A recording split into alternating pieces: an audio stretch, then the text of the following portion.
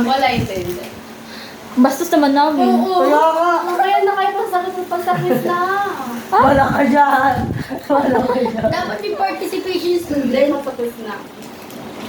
Good day, grade 10 Einstein. So Good day today, po. we will going to discuss Filipino performing arts. So, I chose Pandango sa Ilaw. But before that, we have questions. Oo. Have you ever seen a performance that turns simple lights into part of the dance itself?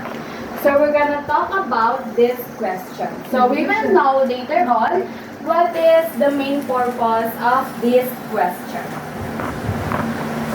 Okay? Pandango sa Ilaw.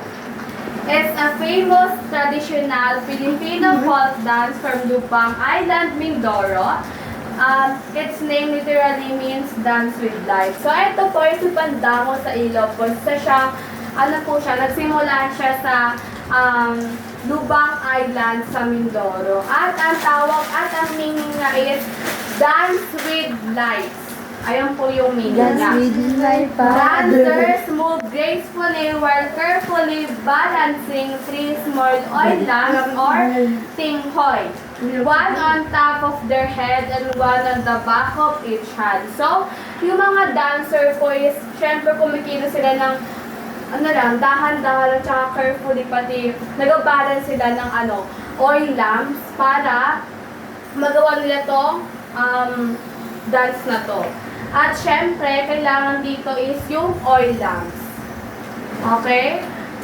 Meron tayo dito ang short demonstration of Pandango sa Ilaw. So, preparation. So, kailangan natin i-balance muna yung tatlong lamps. At one on our head. At Bigay niyo nga yun. hindi na mag-video. So, dahil wala tayong oil lamp, so gagawin natin sila ng mga sito natin. So, ang una guys, yung sa may ulo. Ano ng tubig? Sa ulo, Hindi ka nag-ready, tapos ah. sunod naman dito, sa dalawang kamay. Ayan, ganyan. So, ayan, ito na siya namin. At steps niya is, ito yung steps niya guys. Ay, Wait lang. galit yung teacher. Bad trip ko. Ba't ka na? So, doon ba ganito siya yan? ginagawa. Bebe, natin may F. F na F. Asan yung F? Pwede na mag-video. F na F. Ba yan, be? Naman ka na estudyante. Ganyan po siya. Ayan, kailangan ano lang siya. Yung kamay na is parang graceful lang, careful lang, para hindi malaglag yung oil lang sa ulo, pati sa ating kamay. Wala pa sa ulo. Ay,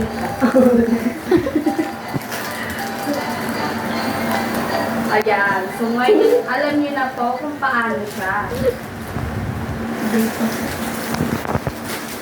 Post ko na sa akin sa YouTube.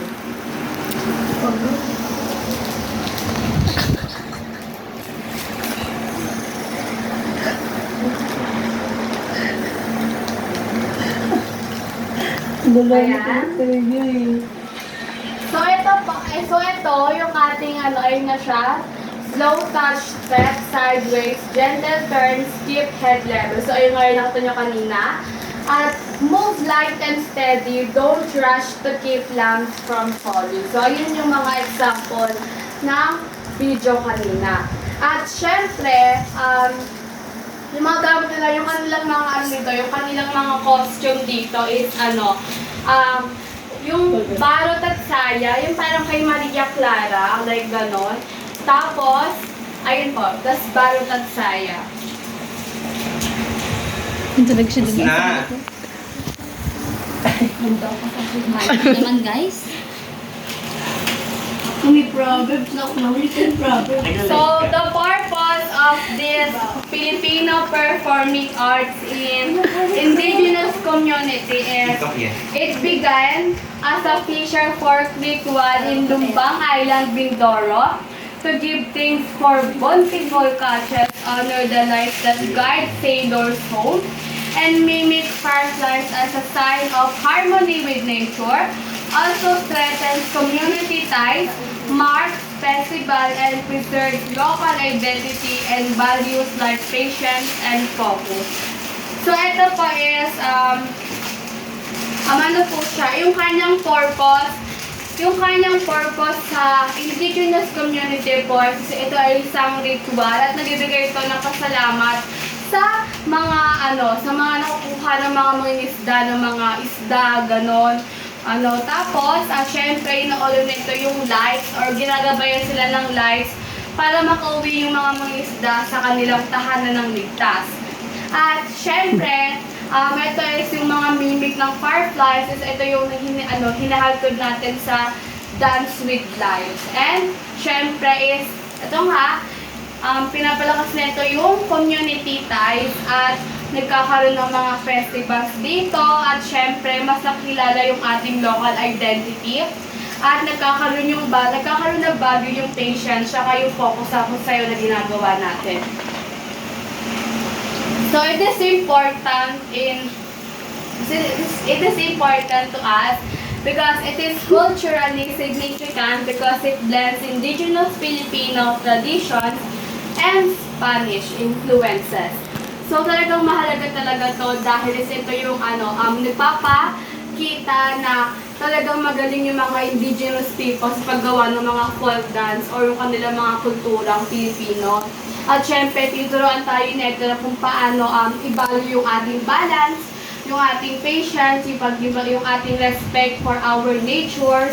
At ayun na nga, pinapalakas nito yung ating community bands at nagkakaroon tayo ng mga showcase sa ibang bansa at pinapalakas nito at pinapakita nito yung yung unique identity natin as a Filipino. Galing. So, meron tayo dito mga questions.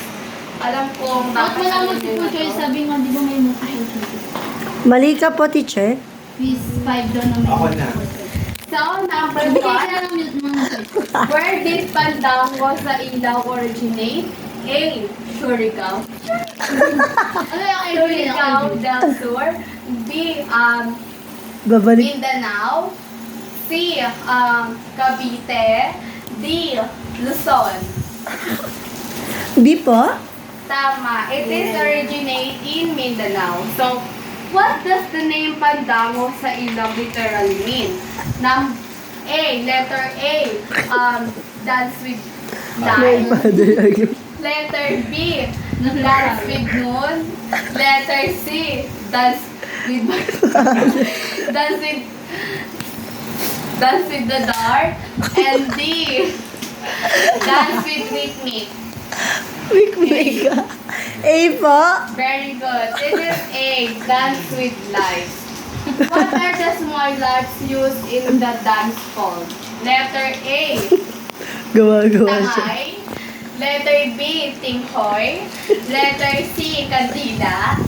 Letter D, light candles. Tinghoy. A po. Very good. Letter B, tingkoy. What main Mali ako. livelihood or community does this dance originally came from? Letter A.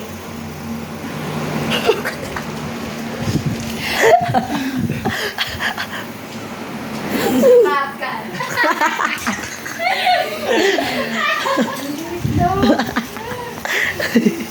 Okay, go.